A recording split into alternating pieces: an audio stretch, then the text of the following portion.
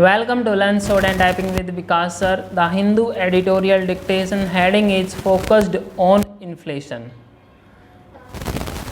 Be ready? Start. The RBI's Monetary Policy Committee on Friday raised the benchmark interest rate for a third straight meeting as policy makers battle to rein in inflation that has persistently remained at or above the prescribed upper tolerance threshold for 6 months. The 50 basis points raise takes the policy repo rate to 5.4% and more significantly to a level last seen in the pre-pandemic second quarter of fiscal 2019-20 when a growth slowdown and retail inflation of about 3.2% warranted a rate cut.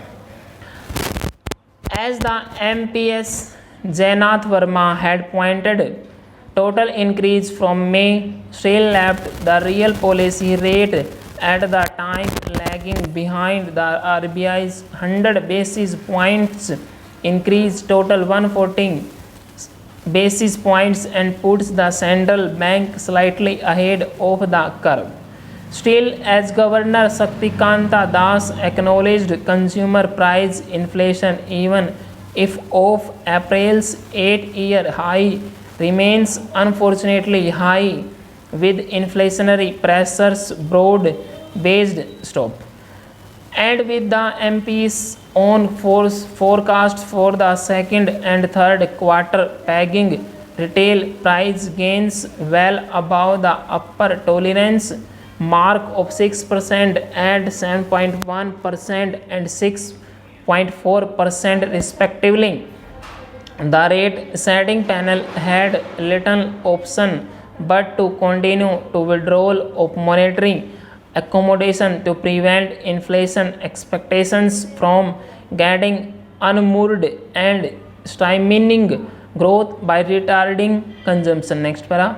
From an external sector and exchange rate perspective as well, globalized inflationary surges are promoting policy tightening in advanced economies that is in turn rolling currency markets, including appreciably weakening the rupee and adding imported inflation to the mix. Nothing that successive shocks to the global economy had led multilateral institutions, including the IMF, to lower their global growth projections and highlight the rising risk of recession. Mr. Das remarked disquietly, globalization of inflation is coinciding with the localization of trade. Russia's invasion of Ukraine and the resultant impact on trade flows from the conflict zone have upended supply chain for several commodities and added to price pressures for a range of goods.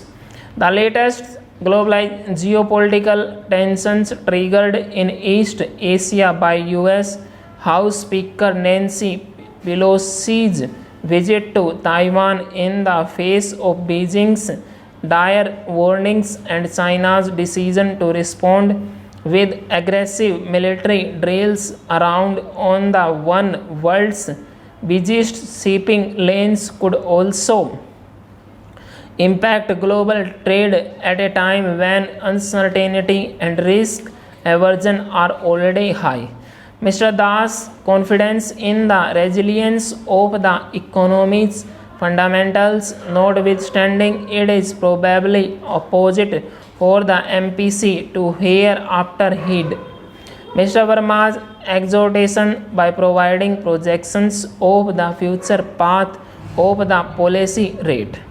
This would help anchor price gain expectations firmly and surely enhance the RBI's inflation fighting credential. Full stops.